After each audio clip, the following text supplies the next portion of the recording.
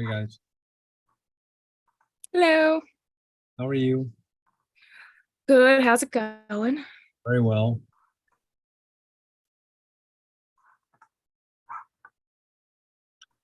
Is Greg with us?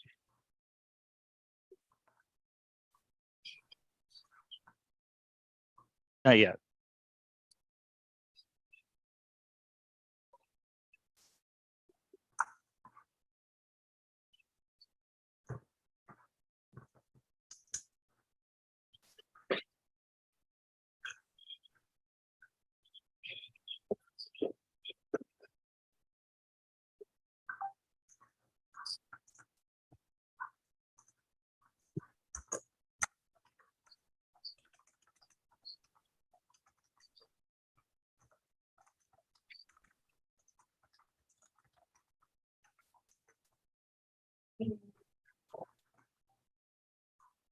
All right. Want to give it to like 6:35 and then we'll kick it off. What do you guys think, Greg, Ed? Yeah. That's good. Let's do it.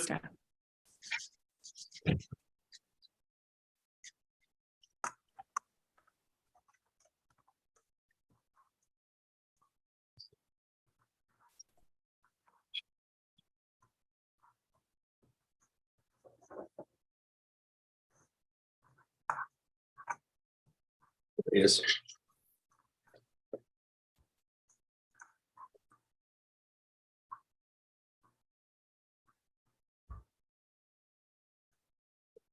Hey, Greg.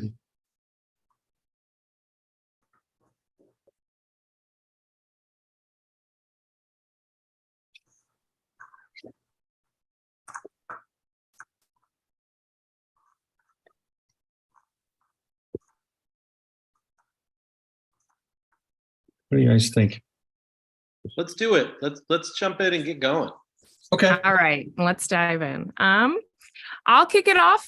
Since I'm going to review this part of it, I'll just start by thanking everyone for joining us. I'm Rebecca Lamort, one of the co-chairs of the Community Board 8 Housing Committee, joined tonight by my co-chairs, Greg Morris and Ed Hartzog. And tonight we wanted to start by outlining what is going to be a major housing proposal where a lot of the details are still to be filled in over the next few months by April 1st. So it's perfectly in time for our next meeting. But I'm sure everyone has seen in the news, Albany is back in session and the governor has housing on her mind in a very, very big way. So tonight we wanted to talk about the New York Housing Compact, which is Governor Kathy Hochul's 800,000 homes plan to address housing insecurity, affordable housing needs throughout the entire state. But for us in the neighborhood, it presents some interesting opportunities, but also situations because of a lot of the fast tracking that will happen around zoning, a lot of the transit-oriented development that will carry density bonuses. So we're going to see major FAR increases, but also all with the goal and intent of getting Community Board 8 more affordable housing, which we all know we need, but a big question mark still in the plan is affordable for who? We don't have affordability numbers yet.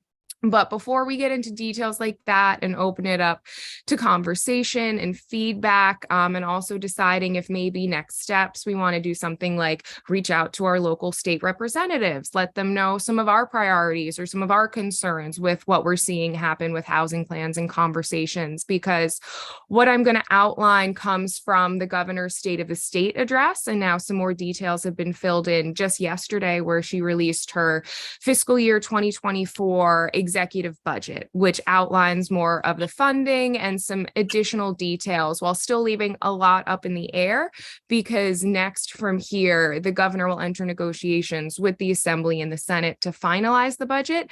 And each of the branches of the legislature, they're going to bring in their own priorities. And also I'll speak a little bit to that to set the scene why I'm able to do so. Professionally, I do legislative and advocacy work before the legislature up in the New York State Capitol panel in Albany. I do it on behalf of a construction union, 17,000 unionized construction workers. So this is a plan that I've read through, and while there are some details we're still waiting on, I should be able to answer some questions and also help guide some feedback and maybe next steps on the advocacy front if we decide we want to reach out, we want to write a letter, we want to do something like that.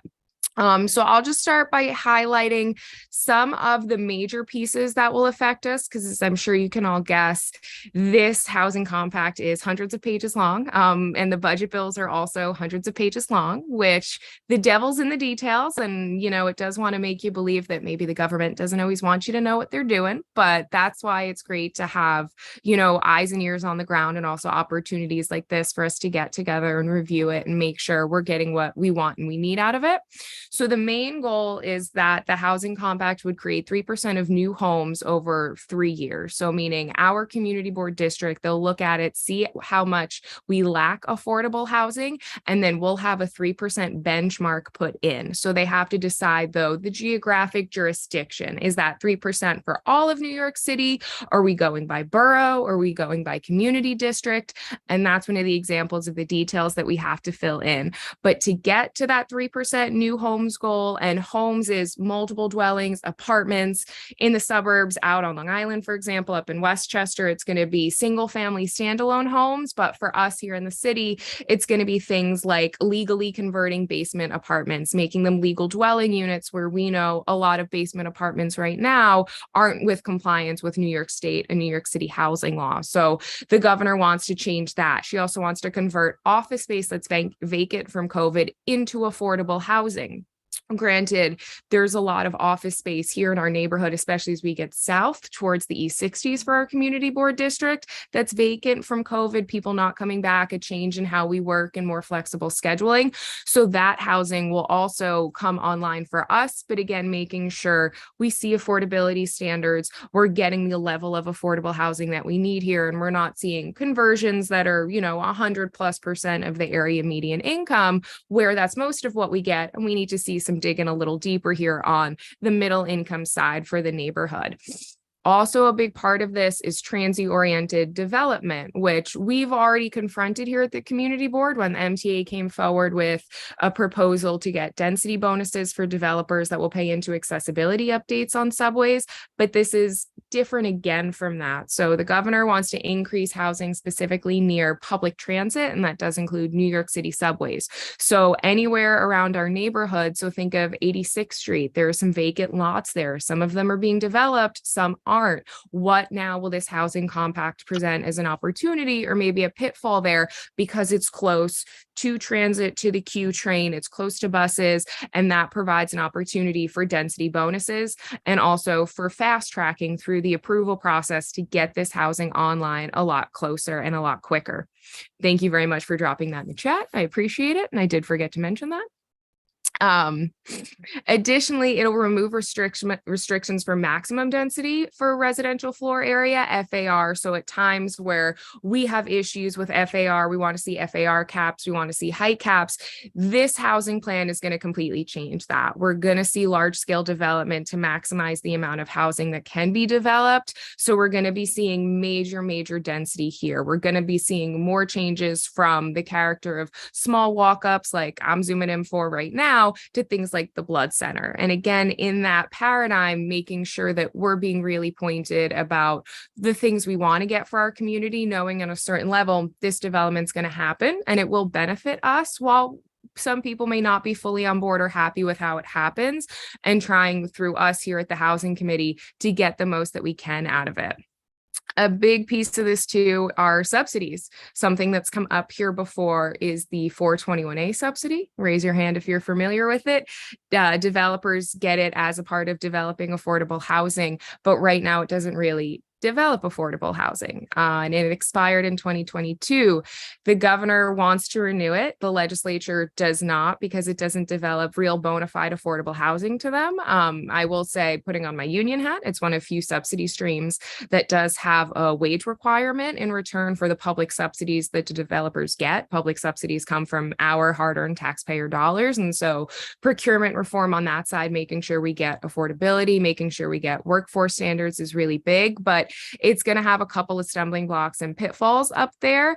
And outside of that, she's also allocating hundreds of millions of dollars for infrastructure updates with schools, parks, transit, other public services, because we're going to be increasing density so much. And that money will also follow the federal infrastructure dollars we're getting. So we're going to be seeing a lot of construction in the neighborhood, a lot of cranes, a lot of development, and, you know, making sure, like I've said a few times, that we set our goals, we set our boundaries, we know what our core values are for expecting that we're going to see, you know, hopefully hundreds, thousands of new apartments come online over the next few years. But again, making sure that we don't let that expedited development impact us in ways that could harm the community and could displace people and have undue impacts that, you know, aren't being accounted for, quite honestly, in the policy as it is. And so that I outlined a few quick big things. Outside of that, I'll say now we enter the formal budget dance up in Albany, where there's the April 1st budget deadline. You have to have a final budget agreement voted on by technically 11:59, but it always goes to a little after midnight. We still jokingly call it on time. It's okay. And a big part of getting to that place is the governor has laid out her goal. This is what she wants to do. But now the Assembly and Senate have to belly up to the bar, so to speak. And so for us here in the neighborhood, when we think about increase in density, when we think about large scale development, when we think about how development will change, we know how sometimes our local representatives push back on that. We know how, for example, Senator Liz Krueger is going to feel. We know how, for example, Assemblymember Rebecca Seawright's going to feel, because we've seen land use fights come up before, and we know how we can count on them one way or the other to be an ally for the community. So I know I just threw a lot at you. If we want to take a moment to just talk it through, talk about what we've heard, what we've maybe seen in the press about housing, how we want to be thinking through this as it relates to us moving forward long term. And then also, you know, do we want to enter the advocacy front on it? Do we want to send a letter to our local representative saying the New York Housing Compact could have wonderful benefits for affordable housing in the neighborhood, but we want to make sure it addresses X, Y, and Z concerns that we come up with tonight, and or we continue brainstorming as we head into the next full board meeting. So I know I've just taken up a lot of airtime. Ed, Greg, jump in, hop in, please let me know anything. No, I mean, I think you've teed it up beautifully. I think you set in motion the right conversation. And, you know, we're just this, so far we focused on the state, and, you know, just to say that the city has had a number of conversations as well. There's more coming about zoning and zoning redevelopment or amendments to particular zoning efforts. Just this week, right? The borough president put out his thoughts about that. So you've got the city working on something. You've got the borough president thinking about something. CB4 in Manhattan has made an effort to go public with its thoughts about the desire to see affordable housing in its district, which is kind of a different sort of approach than other community boards have done. But, you know, the initial framework here is about the state and the commitment the governor is communicating to address a housing shortage in the state. So again, to just support Rebecca's, you know, sort of framing this to say, this is a hot topic right now. This committee, which is small but powerful, should have thoughts and reactions to this. It could be in sync with zoning and development. It could look differently than our zoning and development committee thinks and talks about things. But the reality is we're probably in a moment where speaking up and out, no matter how we see it makes sense to us, this is probably a good time to start crafting those statements, because otherwise things may be imposed that we're not ready for, or we may come across as a community board that is not receptive to the focus of our city and state administrations. Ed, I'll pass it to you, and then we can jump over to the hands up. I would jump into our hands up. I agree with everything you and Rebecca said, and we have a lot of folks, focusing on housing. Like you said, we have the state, obviously, and the borough president and the mayor. So there's a lot to chew on. I don't think I add anything value wise at this point to what you all have said, and let's just kick it over to the public and our venerable Rita Popper after that. So Boaz or Kevin, if you'd like to unmute Boaz, and welcome to the meeting. And hello, can you hear me? Perfect. Rebecca, thank you very much for the summary. I have many questions, but let me start with two. One is, you are talking about affordable housing. My understanding is that, again, like the gentleman mentioned, we're talking about there is a housing crisis in New York. Eventually, is this program going just to focus on affordable housing, or people like me, market rate, are going to be, are we going to see more market rate apartments because of this program? I hope so. And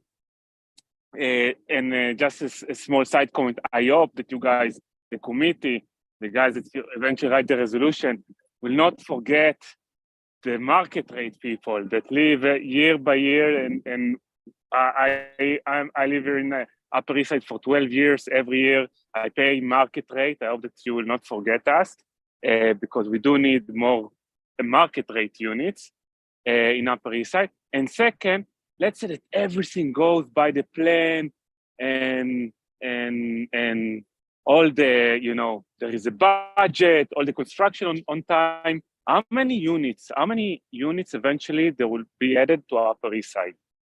Do you have any prediction? Are we talking about hundreds of units or thousands of units?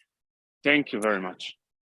So for your first question, the way housing is developed in New York State, it's always a mix of affordable and market rate. To find a fully 100% affordable development very rarely happens. And then especially looking at our community district, the Upper East Side, the cost of land, developers will just not do that. So we'll be getting market rate. We'll be seeing things like 60% market rate, 40% affordable. The Assembly, for example, wants to get to a 50-50 split where 50% of every new development would be affordable. But again, the economics in every neighborhood don't support that. So no matter what, we will still be seeing more market rate housing. However, affordable housing is the push. I live in market rate housing as well. Yes, rent increases are tough, but I do support the push for affordable housing, knowing that through that process, we will still get more for people like you and I. And then on the next question, there are no housing numbers yet because this has to be voted on and passed. And so they're not going to go forth and do studies of where do we lack our housing? How much density can they support? What are we going to move forward with? We won't have those numbers until individual projects start coming out. So that's something that's way down the line, a few years down the line, unfortunately, to get an answer on. Yeah, and when we switch to the conversation, or whenever we're prepared as a body to think and talk about the city, or at least communications being made on the city level about zoning, in that conversation, there have been some numbers thrown around in that conversation about units and the number of units. And again, all of this is, to Rebecca's point, these things have to be voted on, they have to be agreed upon, they have to be worked on. They're on a number of levels. But just to note, when we sort of pivot to the city, there have been some numbers thrown around recently about what kind, if you made X, Y, and Z changes, this is what we think the numbers might look like for increased housing. But we'll pivot to that, I think, when we're ready, after we get through this initial part of the conversation. Ed, you want to steer us from here? Go ahead. Sure. Looks like, I think in terms of the public, we have DJ Boxon. Yes, did I pronounce that correctly? Yes. Hi, my name's DJ. Lived in the Upper East Side for 4 years. I'm over on York. This is my first community board meeting, so nice to meet you all. Welcome. Rita, I think you raised your hand before me, but actually my question's following on to Boaz, so I'll be quick. That's okay. We take the public first and then members of the board. So Rita is queued up as a member of the board next, and then Billy. So all yours. Okay, so learning about the fun labyrinthine rules, regulations around housing, and there's some that are state level, some that are city level. Kind of going off of Boaz's question, I know there are mandatory inclusionary housing mandates, I think at the city level. I guess I'm kind of wondering, how do those even interact with the housing compact and the targets? And I think it kind of follows on what he was asking, you know, certain developments have to have certain levels of housing at certain percentages of the AMI, and some can be deeply affordable. How does all of that kind of work together with relation to the housing compact? So if the state sets out guidelines on affordability levels through the housing compact, that will supersede the city, because the state always preempts city jurisdiction. They're the bigger beast in the governmental system for us. So that would take out MIH if they set goals that are superior to MIH, for example. Without that, these projects will enter traditional ULURPs unless they're a part of a zoning fast track. But again, that zoning fast track still has not been decided, because they have to negotiate whether or not these things all end up in the final agreement. So that's why a lot of the details, they're still leaving them open, because like many of us on the job, it's like, well, am I going to engage in this and invest all those resources? We got to wait and see how a few conversations go first before we start filling in details on that side. So unfortunately, unable to answer your question fully, but MIH can technically apply. I will say MIH has a lot of issues with developing affordable housing, because that also allows developers to take their affordable housing credits and move them outside of our community district. So I would rather see something stronger from the housing compact personally, to make sure that we keep this housing in our neighborhood and we don't give developers the opportunity to go build this affordable housing in other communities, which is something that they can do through that. Just a little wonky anecdote. Sorry, I don't have more details on your question. Sorry. Yeah, I mean, the one thing I would say, I just throw in here in terms of building the borough president, don't know if you've had a chance to really look at it. It just came out the other day. He's piggybacked on an idea I think Scott Stringer, former borough president, talked about, was a lot of vacant land in Manhattan that he would like to see developed. I forgot the number that he had. I don't have the report. I've been sort of noodling around. I have to apologize. My computer restarted, so all my tabs closed. I had it queued up. But Greg, I don't know, or Rebecca, if you read it, Mark Levine, our new borough president, just had this report out. I don't know how many units he had in that report, but that's yet another one in terms of giving a little more quantitative. Yeah, we plugged it. Just so you know, the links are in the chat specific to the borough president. So what Ed is referencing is the borough president's recommendations regarding housing. There's a rezoning element attached to that. And as he pointed out, sort of focusing on areas where there's thought to be underdevelopment. I think the total amount that he's proposing to follow that particular guidance would be, I think it's 1,900 new units, I think is the way it read. But it's in the chat for reference. I mean, one of the things always we talk about, one of my little not pet peeves, but something I always focus on is it's the cost of the land, right? I mean, that is the big driver, and a lot of times it's fixed cost. So having this vacant city land, I think helps the affordability factor in terms of what you and Boaz were talking about on AMI. Anyway, I don't know if that helps. Okay, I will turn it over to no more hands from the public to Rita Popper. Rita?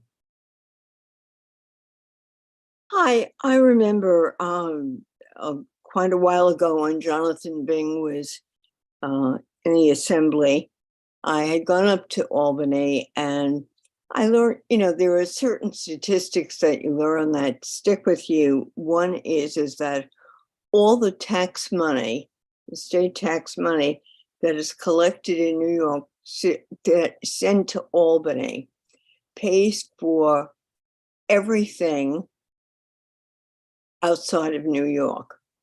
We pay for everything. And when they talk about affordable housing, it is always outside of New York. That I'm getting to the point of not banging my head against the wall, but there are two parts to housing, even in market rate housing. I live in a building with 577 apartments. Most of them are market rate. And there is always a mass exodus and a mass entrance every year when leases come up, because there is a 20% increase, most likely in many places. And that puts it out of the range of the people who are living here. Therefore, they go to the next place and get a deal, where they get the first month free. And if you count that in, their rent will be less. Now we have protected all people in rent stabilized housing, that the Rent Guidelines Board decides what the increase will be. And is there anything that we could do, or do you think that we should do, is to help the people who are already living here stay here? Because right now it's open market. And also, how much of our dollars are coming back to us and not going to, I know the state needs money. You know me, I'm easily give money away. However, we need money too. How do we determine that? How do we get our foot in the door? So unfortunately, the housing plan focuses on new housing development. There's nothing about keeping people in their homes already, but that's not to say that's just where the governor's head is at. So the Senate, for example, so there are three legs of the stool when we go into budget negotiations. In the Senate, they want to tie a lot of this housing, especially the subsidy pieces, to passing what's called good cause eviction and some other housing pieces. Now, the governor is opposed to them. She's more pro real estate. Post her election, we're seeing how she's pivoting back to her regular conservative Democratic self, where formerly she was, kind of playing like she was a little more progressive. And so that is going to be the Senate's ask, that if they want housing changes, if they want subsidies for developers, if they're not going to dig deep on affordability, then you have to do some other housing stuff to keep people in their homes and offer rental assistance. So none of that is in the formal budget as of now, but that is what the Senate is going to be asking for, Rita, as a part of their negotiations, because that's where their heart's at too. Thank you. You're welcome. Okay. Billy, I think you're up next. Billy Freeland. Hey, everyone. I apologize because I've got to duck into another meeting, but I'll try to come back. Rebecca, great summary. So I guess I would just say a couple of things, and I know these are going to be more zoning related, but generally, I'm always curious how much we on the Housing Committee are communicating with zoning and development.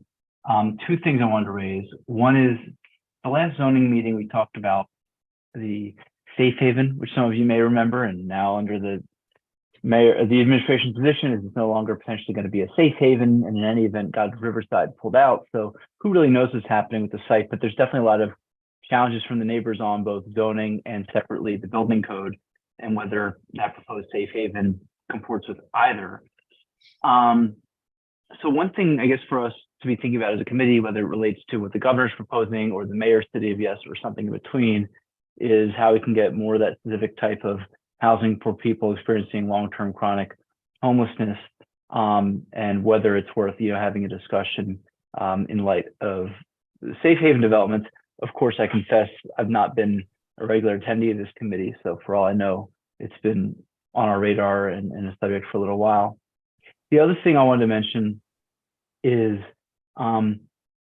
so in I guess inevitably, well, maybe not inevitably, but if we have a mayor and a governor who are very intent on more housing, and that's going to require changes to zoning, it always brings me to this question that I wonder about. I'm curious what everyone's take is, which is how do we change zoning for more housing without having what I fear will happen sometimes, which is you take, say, a tenement building, let's call it, has 40 units in there, and it gets replaced by a high rise, but the high rise has 40 units, or even maybe it has 60 units, but far fewer, right, per floor than what it's replacing. In other words, we might be creating, quote, more housing or more height, but we're getting less density. And so I don't really know how in the zoning code, I'm sure there's a way you structure the rules to be like, when you have new housing, it can't just be these like tall, skinny buildings that have one apartment or two apartments per floor, right? So that as a topic or a question for this committee, a question to which I don't have all the answers, but I'm curious what the answers might be. That's on my mind anytime we're talking about zoning and land use reform. So those are the two things I wanted to share for what they're worth. And I'll leave it there. Thanks. So the housing plan could fast track and override local zoning. And that's something that Mayor Adams is supportive of because his goal is build, baby, build. So depending where things end up, there could be zoning overrides where we're maximizing FAR, we're setting out affordability standards, we're setting out monies for developers, and that's what goes forth. There's also other opportunities. This is not in the budget, but this is something that could enter the budget. There may be a special state office created that would address affordable housing projects that have been defeated by local municipalities and localities, where they then could go before the state board, make their case, and the state would approve them, completely wiping out any local opposition or jurisdiction because of preemption being the bigger person in the room, like I said before. So there's a lot of zoning potential. It's about how much the Senate and Assembly are willing to give up, knowing that they don't want to give up a lot, especially city members, and also the city council isn't happy with it, but they don't have a bite at this apple. Adams is working with the governor on it to get a lot of this and support it. So I think we're going to see some zoning overrides on some front, but again, the next few months will fill in what details happen and what the realities are.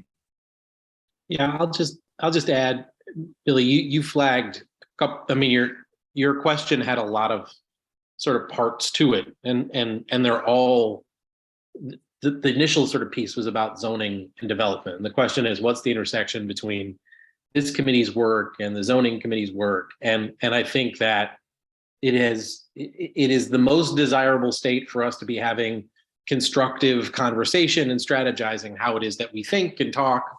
I think that there's work to be done between the committees to think about how that works and how that fits.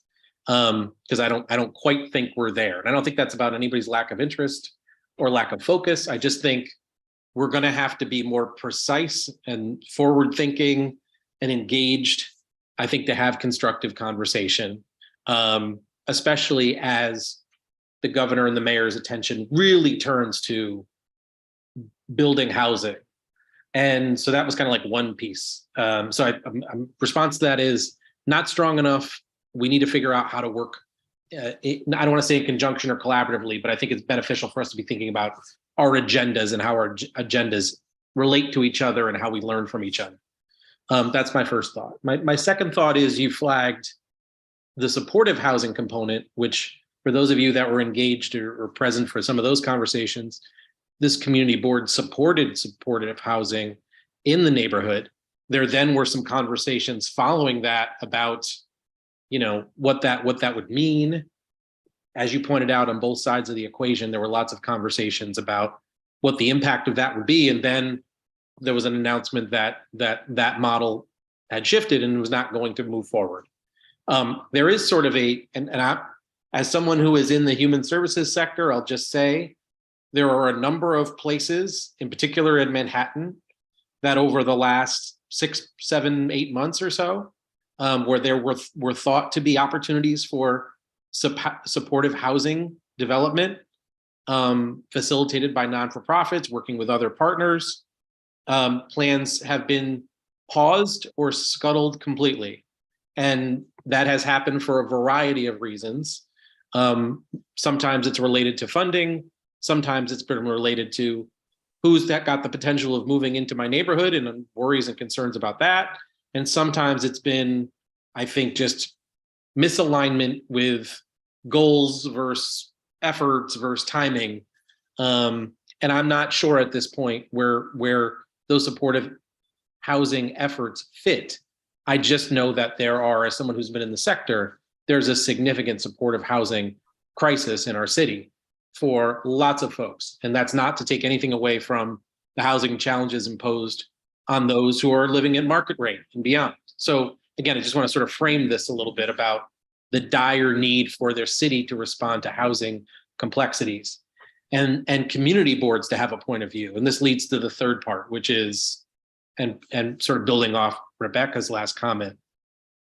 And in the chat, the borough president's content is there, Governor Hochul's content is there. The last chat item is the briefing book that Governor Hochul put out. It's got information about some of the housing plans.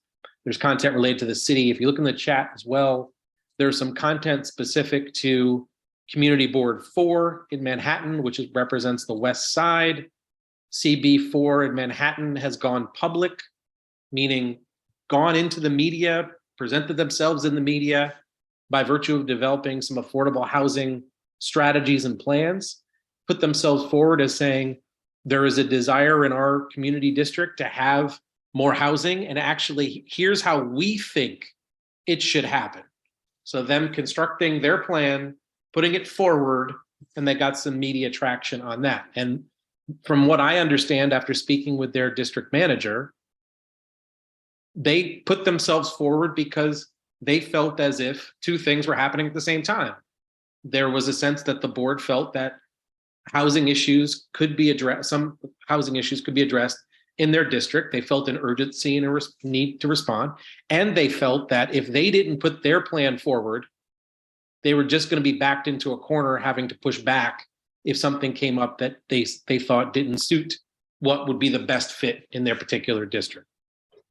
That leads us to thinking about whether or not is it useful to or not useful to, or how would we potentially say, here is what we think would make the most sense.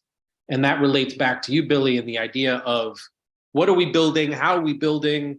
If we're just going to build for the sake of building and it's going to be in the hands of, it's all going to be market rate, that doesn't make sense. If we're going to build more units, then we're building one building that's got 4 units in it. What point is that? Again, Community District 4 sort of put itself out there to say, hey, look, we think we have a point of view and we're going to put it forward. Does that mean anyone's paying attention to that? Nope. But they weren't shy, as the entity that they are, about putting themselves forward and saying, here's how we think this would work here. And that's something that might be beneficial for us to reflect on and think about as we proceed with our work in collaboration, in conjunction, or just parallel to what zoning and development is talking about. I took up a little too much time there, Ed. Sorry about that. Feel free to jump in. No, it's all great. I'm happy to, please go right ahead. I'll add one thing while you were talking. So I didn't read this part of the briefing book because it's not like our area of work, but a part of public safety and addressing mental health needs, the governor is going to be specifically earmarking some of the housing bill to supportive housing. I don't know how much, because like I said, I haven't read that. I haven't focused on it, but if you look at the briefing book, there's a part in there about it. Yeah, when you want some light reading, there's lots of great chat items in there for you to look at. These super light reading. Read those budget bills. Yeah, the briefing books are fascinating for a variety of reasons. But it's a light read. It's a light read. Light read. Go ahead, Ed. You want to pass the mic? Feel free. Okay. Rebecca Selway, I see. No, Kim. I see Kim Selway's hand. Kim Selway. Hi, everyone. I'm sorry. I've been a delinquent housing committee attendee recently. But I had a thought and maybe a question just based on this topic that Billy brought up about zoning, but also related to this report from Mark Levine that you all mentioned earlier. He calls out at the beginning of this report that, the Manhattan Borough President believes that there's an opportunity with office conversions, but he's deferring to the state and to the city. and I'm sure this is a topic that you guys have covered ad nauseum when I wasn't here and was delinquent. But I'm curious if there's an opportunity for us in whatever resolution, whatever action we take to compel the governor to use part of this to at least explore the pros, the cons, empirically, what it would take to take offices and convert that to housing. Because I've heard anecdotal things, because I work in corporate America, so people talk about it all the time. But I think just if the Manhattan Borough president thinks it's an opportunity, I'm just curious what the rest of the group thinks. Office conversion is in the governor's housing plan, so it's something that is most likely going to happen. Yeah, because that's something that all parties have an agreement on, because this is just empty space sitting there, and all it just needs to be refurbished because it's already compliant in so many ways. So it's just about going in and changing over little cubicles, doing demo and like that kind of stuff. I almost used a bad word, I'm sorry. So yes, Kim, so good news, it will most likely be happening. Yeah, like I'm 99% sure my concern is taken care of, right? Yeah, we're going to be seeing office conversions. Yeah, it's actually a part of work I'm doing on the advocacy front to get to like make sure it happens and get some requirements on it. So yeah. Mm-hmm. Okay. Yep.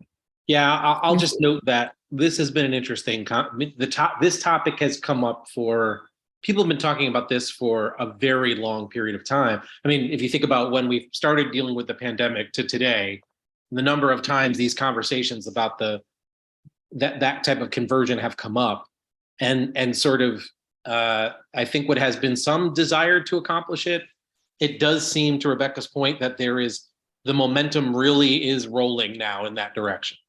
How that will, as Rebecca points out, how that will play out and actually result in conversions, I think we can agree, nothing in the city is ever not, nothing in the city is uncomplicated. For a lot of good reasons and sometimes straight up just political complexities. But all that to say, with the ball is really rolling in that regard. How that actually plays out and when it plays out is a separate sort of topic. And I don't think we have any timeline on that. And this conversation has been going on for years now, I think. But it does seem as though the ball is moving a little differently than it has. Yeah. Not to get too in the weeds, but for the first time, the Real Estate Board of New York is supporting converting offices to housing, because for a long time they viewed commercial development as more lucrative for them as developers. But now there's no one to fill that space. So no one's going to approve those projects. And so now they're pivoting. And that's also why we'll see a pivot on the subsidy side too, where we'll see more going to housing, deeply affordable housing conversions and compliance versus commercial work, which is good all around, in my opinion. Any other questions? Any other ideas? Any other hands? Thoughts, input. I know it's not the most glamorous of topics, but it's, to me, a positive sign that both the head of the city, the head of the state are thinking about housing development. We may not agree in totality with how it happens, but to have both parties thinking about it and wanting to work on it in a bold way, that's a good sign to me. Whether, whatever happens in the end, I personally do think we should say something like CB4 did, if it's a public statement, if it's a letter to our elected leaders, if it's a resolution, however we decide to do it. But I do think we should put our voice out there on the formal public record about this, raising concerns, giving some praise for what we like, flagging issues as we need to. Yeah. Agree. Anybody? If we're all in agreement on that front, go, Greg, go. No, Rebecca, go ahead. No, go ahead. I was going to say, if we're all in agreement, then I would put forth the idea that we start with a letter to our state representatives, because they're going to be a part of budget negotiations, especially Liz Kruger. She's chair of the finance committee, and that is a very big player for budget negotiations, obviously budget, finance. And she's our local rep. So having that is a big power punch for us.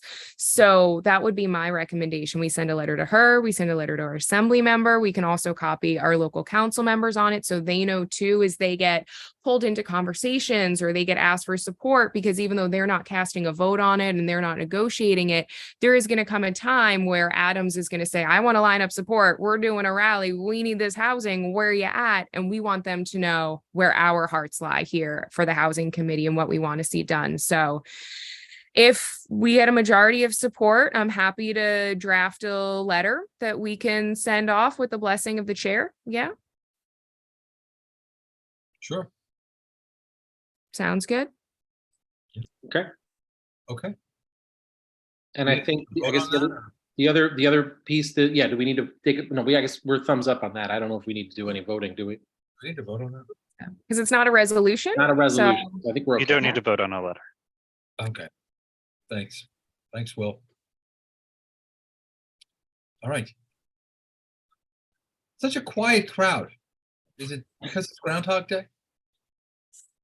More winter planned. I think the other thing to just note for everybody here is that, we did change the timing of our meetings. We're meeting less frequently than we did last year.